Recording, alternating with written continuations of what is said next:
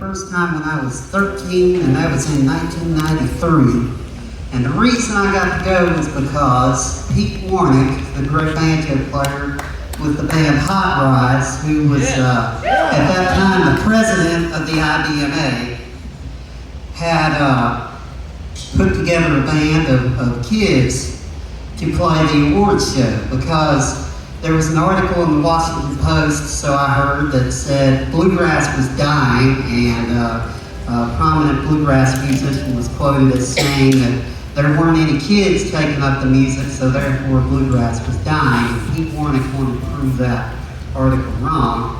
And so I was invited to play in this band of kids called the Bluegrass Youth All-Stars, and we played the IBMA Awards show.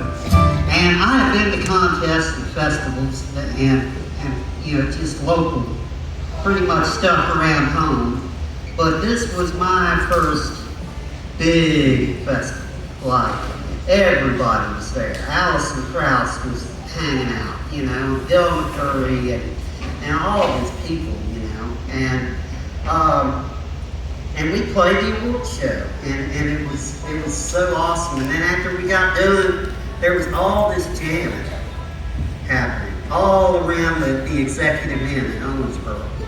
And I was just like a kid in a candy store, and just walking around with my dad, and we ended up, of all places, in this bathroom at the executive inn, and we heard some picking going on in there.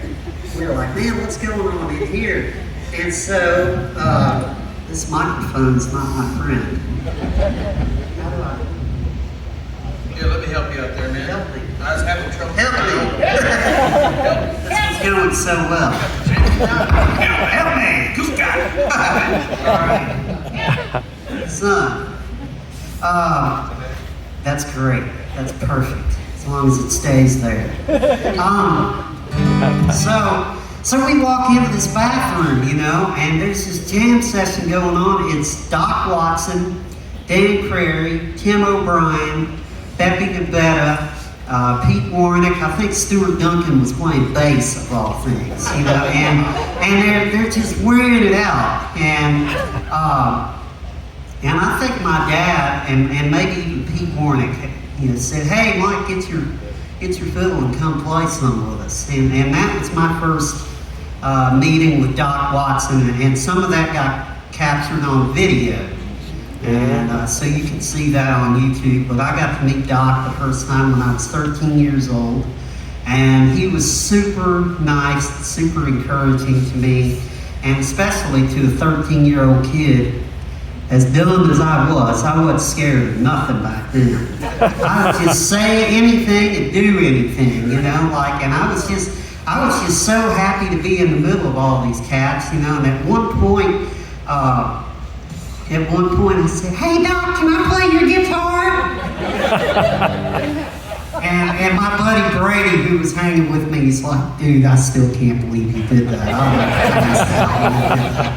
And he did. He let me play his guitar, and was just super encouraging to a 13-year-old kid.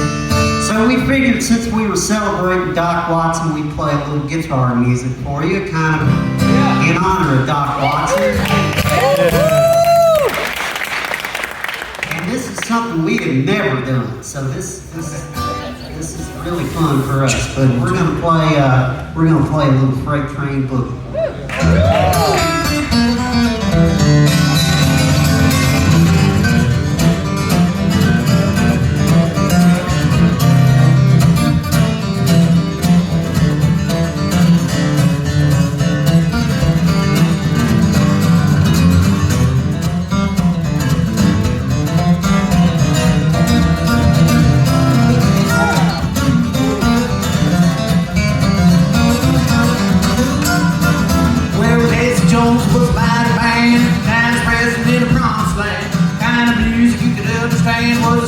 Driver under his command, he did the Freight Train Boogie all the time. He did the Freight Train Boogie as he rode down the line. Well, he did the Freight Train Boogie all the time. He did the Freight Train Boogie as he rode down the line. Boogie Chris Tucker.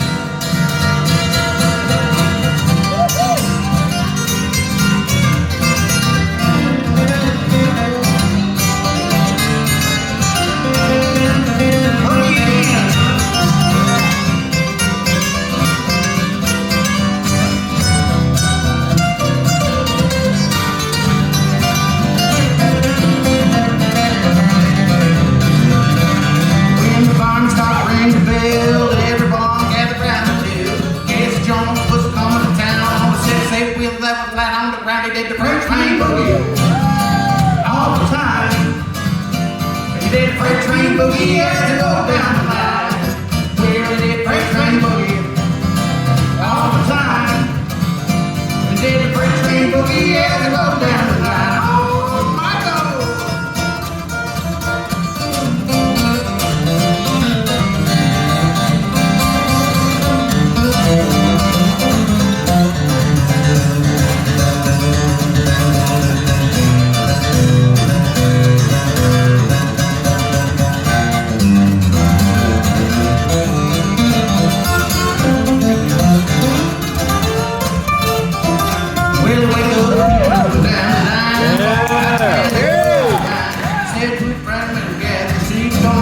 Train to the boogie beat, they did freight train boogie all the time. They did the freight train boogie as it rolled down the line. We did the freight train boogie all the time. They did the freight train boogie as it rolled down the line. Let's boogie now.